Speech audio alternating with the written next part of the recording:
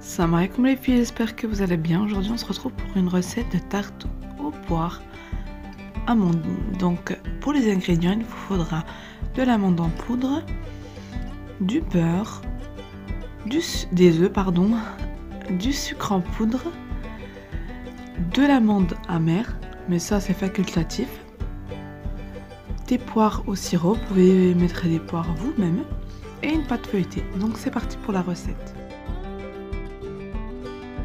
Donc dans un saladier, vous allez mettre votre beurre pommade. Ensuite, vous allez mettre votre sucre en poudre. Vous allez bien mélanger. J'ai commencé à mélanger au fouet, mais c'était pas évident, donc j'ai pris la maryse, donc la spatule, et je viens donc du coup incorporer le sucre au beurre. Ça prend un peu plus de temps. Là, j'ai mis en vitesse rapide. Il faut vraiment que le sucre soit très bien incorporé au beurre pommade, donc il faut vraiment qu'à la fin ça vous donne ceci.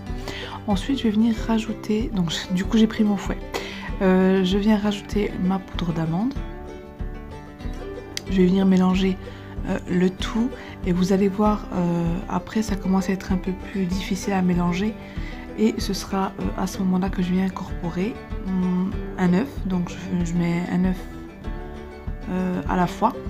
Donc je vais incorporer mon premier œuf, je vais venir mélanger le tout, et je vais venir par la suite rajouter mon deuxième œuf.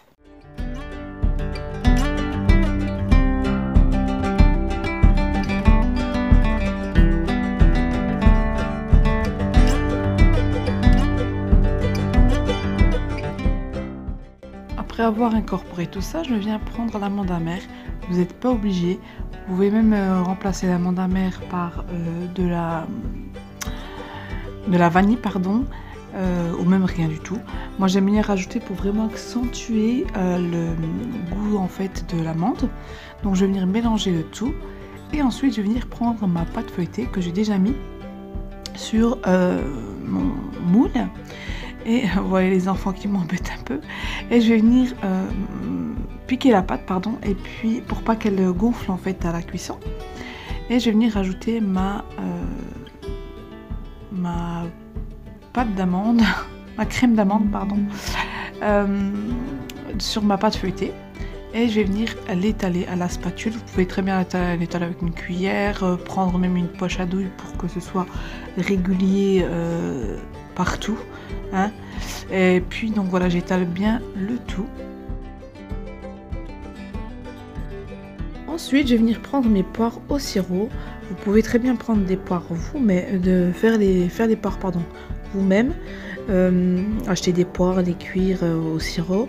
Mais bon, moi ça a été plutôt la praticité, j'ai mes poires tout de suite, donc je viens les placer sur ma crème d'amande, et je vais rajouter, après c'est facultatif mais je trouve que c'est un goût croquant, je viens rajouter des amandes effilées, hein. Des amandes effilées, vous n'êtes pas obligé d'en rajouter, mais bon, je trouve que ça rapporte un croquant en plus. Donc voilà, et je vais venir de suite l'enfourner à 180 degrés pendant 30 à 35 minutes environ. Surveillez vraiment votre tarte. Voilà le résultat après 30-35 minutes de cuisson, 35 minutes à peu près. Donc voilà le résultat, elle est vraiment bien dorée. La crème d'amande a bien gonflé, et là je rajoute du nappage.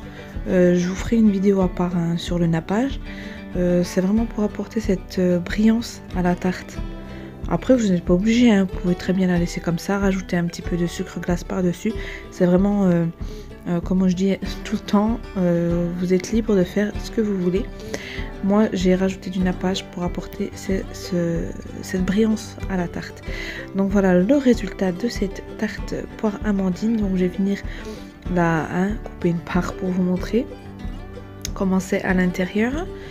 Donc voilà, vous attendez vraiment qu'elle refroidisse, hein. Comme d'habitude j'attends pas, je coupe, elle est encore chaude. Voilà, donc voilà le résultat de la tarte.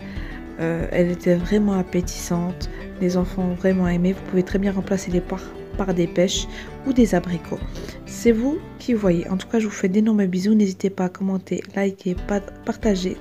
Je vous dis à une prochaine vidéo. Mouah.